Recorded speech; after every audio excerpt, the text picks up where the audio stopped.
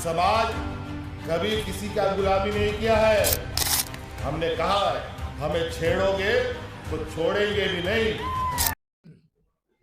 आसाम में हमारा उपस्थिति के लिए हम चुनाव लड़ रहे हैं।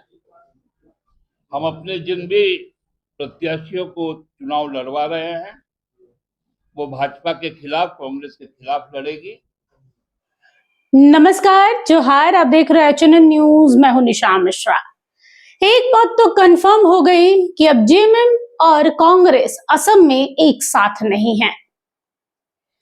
कई लोगों के जहन में यह सवाल उठ रहा है कि क्या हेमंत सोरेन ने पहले ही इस बात का निर्णय ले लिया था कि जेएमएम अब कांग्रेस के साथ नहीं जाएगी। वहीं राजनीतिक गलियारों में यह भी कहा जा रहा है कि कांग्रेस ने जेएमएम को 5 से 6 सीटों का ऑफर दिया था, लेकिन जेएमएम तैयार नहीं थी। जेएमएम का मानना था कि भाई लड़ेंगे तो बराबर सीट पर लड़ेंगे, नहीं तो अपना अपना देखा जाए। अंततः यही हुआ कि कल 19 आरक्षित, एसटी आरक्षित और 2 अन्य सीटों पर लड़ने के लिए जेएमएम तैयार हो गई, वो भी झारखंड में, जहां कांग्रेस के साथ में है तो असम में कांग्रेस से इतर। यानी भाजपा के खिलाफ पहले सिर्फ कांग्रेस थी, अब भाजपा के खिलाफ कांग्रेस और जेएमएम दोनों है। देखिए, सवाल ये नहीं है कि भाजपा पर भारी कौन पड़ेगा। सवाल यहां ये है कि हेमंत सोरेन अब क्षेत्रीय पार्टी से हटकर राष्ट्रीय पार्टी में अपने पार्टी का नाम यानी जेएमएम का नाम दर्ज कराना चाह रहे हैं। अब सिर्फ झारखंड तक ही अगर जेएमएम सीमित रह गया तो झारखंड कभी राष्ट्रीय पार्टी नहीं हो पाएगा, वो हमेशा क्षेत्रीय पार्टी बनकर ही रहना पड़ेगा। इसीलिए अब धीरे धीरे ही सही असम से शुरुआत कर रहे हैं हेमंत सोरेन की। अब धीरे धीरे ही सही अब हम आगे की ओर बढ़े, क्योंकि पहले थोड़े थोड़े राज्यों में फैलेंगे तभी जाकर दिल्ली तक रास्ता बन पाएगा। हालांकि 22 तारीख की शाम को हेमंत सोरेन निकल गए दिल्ली के लिए। कहा यह भी जा रहा है कि ये 21 सीटों पर लड़ने का जो फैसला है वो ऐसे ही नहीं लिया गया है। हेमंत सोरेन दिल्ली पहुंचे हैं और उसके बाद से ही कोई निर्णायक फैसला लिया गया है। शायद तालमेल नहीं बैठी कांग्रेस और जेएमएम के बीच, और यही वो कड़ी है जिसके बाद ऐलान किया गया कि भाई हम अलग हैं, आप अलग हैं। लेकिन इसमें फायदा और नुकसान किसे होगा? कई लोगों का कहना है कि कांग्रेस को जो पहले आदिवासियों का वोट मिलता था अब वो भी नहीं मिलेगा, क्योंकि वहां जेएमएम खड़ी हो गई है। और जेएमएम का जो चेहरा है अभी फिलहाल आदिवासियों में जो सबसे बड़ा चेहरा माना जाता है वो है हेमंत सोरेन का। अब हेमंत सोरेन की पार्टी जब वहां है, खुद आदिवासी नेता है, आदिवासी राज्य का जो पार्टी है, सबसे बड़ी पार्टी कह सकते हैं, सत्तारूढ़ पार्टी, जब वो वहां मैदान में है तो आदिवासी समाज के लोग कांग्रेस और भाजपा की ओर क्यों जाएंगे?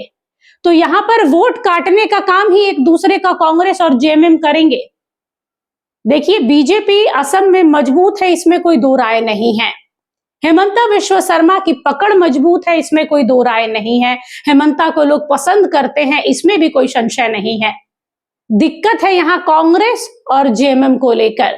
जो कांग्रेस मर रही थी, कह सकते हैं कि वो जेएमएम का साथ ना छोड़े। बिहार विधानसभा चुनाव के बाद से उनके अंदर एक डर बैठ गया था कि कहीं हेमंत सोरेन इन 16 विधायकों पर उनका गुस्सा ना फूटे। पूरे झारखंड की सत्ता में कुछ दिनों तक सन्नाटा पसरा हुआ था कांग्रेस के खेमे में, तो वहीं यही कांग्रेस असम में फिर से वही गेम खेलने को तैयार थी कि लो भीख में हम तुम्हें 5 से 6 सीट दे रहे हैं, उस पर लड़ लो। लेकिन इस बार हेमंत सोरेन अड़ गए, बोले नहीं भैया 5 से 6 में तो नहीं होने वाला, लड़ेंगे तो बराबर बराबर पर लड़ेंगे, नहीं तो आप अपने रास्ते हम अपने रास्ते। हेमंत सोरेन ने 21 सीटों पर लड़ने का फैसला किया है। उनके प्रत्याशी 21 सीटों पर होंगे और जिसमें से 19 एसटी आरक्षित सीट है, यानी आदिवासियों के लिए जो रिजर्व सीट होता है वो है, और 2 अन्य है। अब ये 21 सीटों पर लड़ना जेएमएम के लिए पहली पारी जरूर है, लेकिन नया नहीं है, क्योंकि इस इलेक्शन के अनाउंसमेंट से पहले ही हेमंत सोरेन कई बार असम का दौरा कर चुके हैं।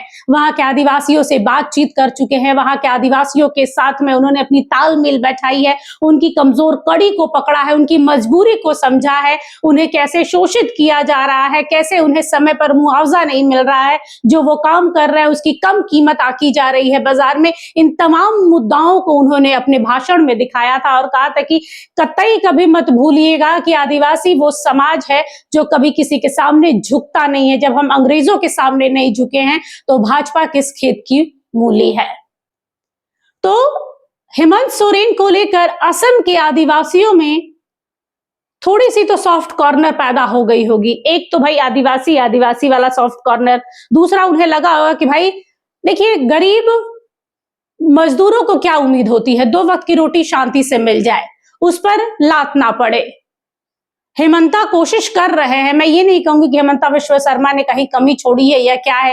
हाँ, विशेष समुदाय को लेकर थोड़ा सा जरूर खार खाए हुए होते हैं, लेकिन बाकी वर्गों के लिए वो समान है। लेकिन फिर भी अपनी जात बिरादरी के लोग आते हैं ना, तो थोड़ा सा आ जाता है कि हाँ ये मेरे अपने हैं। तो आदिवासी समाज में भी जेएमएम को लेकर यही सॉफ्ट कॉर्नर होगा कि भाई मेरे अपने हैं, जब मेरे अपने हैं तो मैं किसी और को क्यों दूं। यहाँ वोट एक दूसरे का जेएमएम और कांग्रेस ही काटेंगे, भाजपा को कोई खास फर्क नहीं पड़ने वाला है, क्योंकि पॉपुलैरिटी के मामले पर आज भी हेमंता विश्व शर्मा असम में सबसे आगे चल रहे हैं।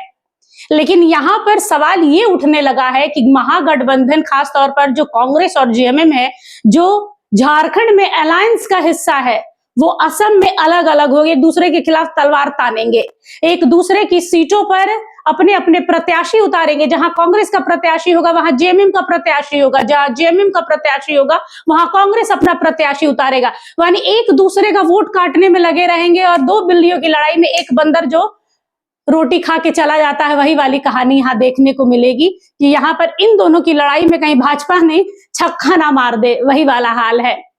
और ये भी कहा जा रहा है कि जब असम में दोनों अलग हो गए हैं, रिजल्ट आउट होने के बाद ऐसा ना हो कि उसका इम्पैक्ट झारखंड में भी देखने को मिले। चाहे वो दीपिका पांडे रही हो, शिल्पी नेहा तिर्की रहे हो, इरफान अंसारी रहे हो, ये सब कांग्रेस के कोटे से आते हैं। और जब जब उनसे मीडिया सवाल कर रहा है असम इलेक्शन को लेकर, तो वो चुप्पी साध ले रहे हैं, क्योंकि उनके मन में भी कहीं ना कहीं डर है कि ये असर पड़ेगा। क्योंकि अगर वहां जेएमएम को कोई प्रॉब्लम होती है, कम सीटें आती हैं या वोट काटने वाला हिसाब जमता है, कांग्रेस उनका वोट काटती है, तो वो इम्पैक्ट यहाँ पड़ेगा और यहाँ भी गठबंधन में वो खींचातानी देखने को मिल सकती है।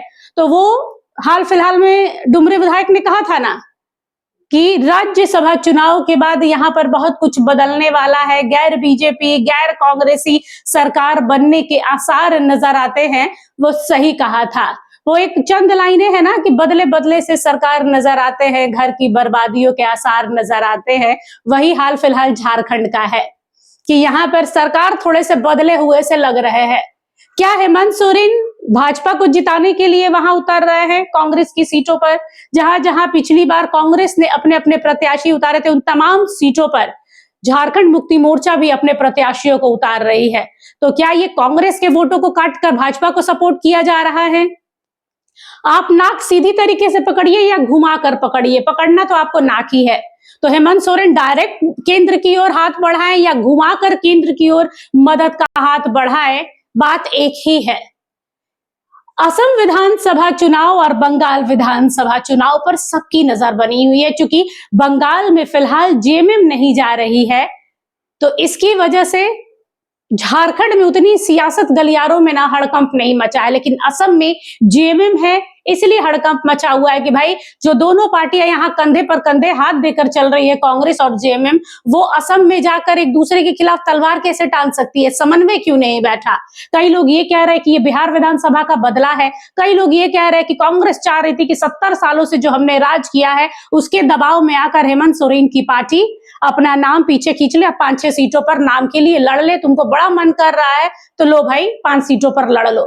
लेकिन हेमंत सोरेन समझ गए हैं कि बुझते हुए चिराग के साथ ज्यादा दोस्ती रखकर कुछ खास फायदा नहीं होने वाला है, चिराग तले अंधेरा ही है। उससे अच्छा है कि हम खुद 21 सीटों पर लड़ ले, भले हम कम पर जीते, लेकिन लगेगा कि हाँ हम अड़ कर लड़े और बीच में फैले हैं, 21 सीट कम नहीं होते हैं। अब देखना दिलचस्प होगा कि स्टार प्रचारक कब से पहुंचना शुरू करते हैं, क्योंकि मैदानी जो कहते हैं ना बिसात बिछ चुकी है। कौन क्या चाल चलेगा ये आने वाले कुछ समय में पता चल जाएगा। फिलहाल के लिए बस इतना ही। देखते रहिए HNN न्यूज। नमस्कार, जोहार। अगर आपको हमारा ये वीडियो अच्छा लगा तो इसे लाइक करें, शेयर करें और हाँ, सब्सक्राइब करना ना भूलें।